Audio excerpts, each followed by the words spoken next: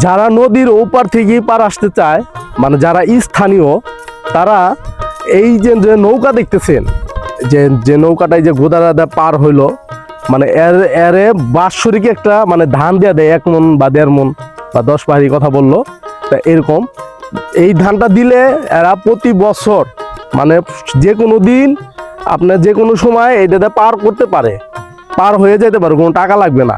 আর যদি মেহমান টেহমান আসে, তারা অবশ্য বলতে হইব যে মাঝি ভাই আছে, এর কাছে বলতে হইব যে আমি অমুক বাড়ি যাবো, তখন আর কি টাকা লাগবে না। আর তাছাড়া যেমন আমরা যেমন ভাসমান, আমরা যেমন বেড়াতে আসছি, আমরা তার কারো নাম জানি না, আমরা যদি নদীর পার থেকে উপরে যাই 10 বার গেলে 10 বারই টাকা দিতে হবে, বিষয়টা বুঝছেন? তা আমরা এখন মাঝি ভাইয়ের সাথে একটু কথা বলি, আসলে কি মুরব্বী বলে গেল ঘটনা কি সত্য না মিথ্যা।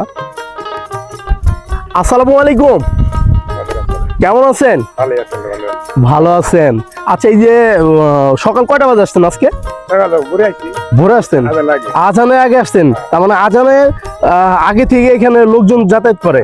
প্রতিদিন কিরকম পরিমাণ লোক এদিকে এই নদীতে বহুত? এই নদীর নাম কি? ধলেশ্বরী নদী।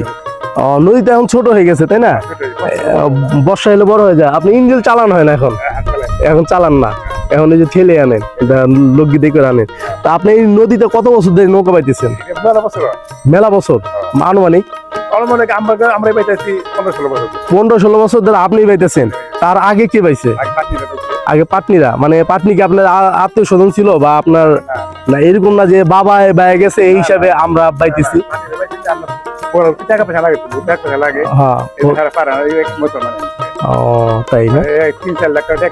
3-4 লাখ করে এই মানে এই ঘাটের ডাক প্রতি বছরে? তা অনেক টাকার ব্যাপার। এই টাকাটা নেই কে? জেলা পরিষদে ওন থেকে আমার নেতা ভাতারা নেয়। তাই সরকারের ফান্ডে যায় মনে করেন 10 টাকা, আর নেতা ভাতার যায় হলো 30 টাকা, না 10 টাকা, এরকম ব্যবধান থাকে। সরকারি ফান্ডে যদি আপনার 10 টাকা যায়, আর নেতা ভাতারা খায় হলো আপনার 30 টাকা, এই হলো মানে 40 টাকার পোস্ট আর কি।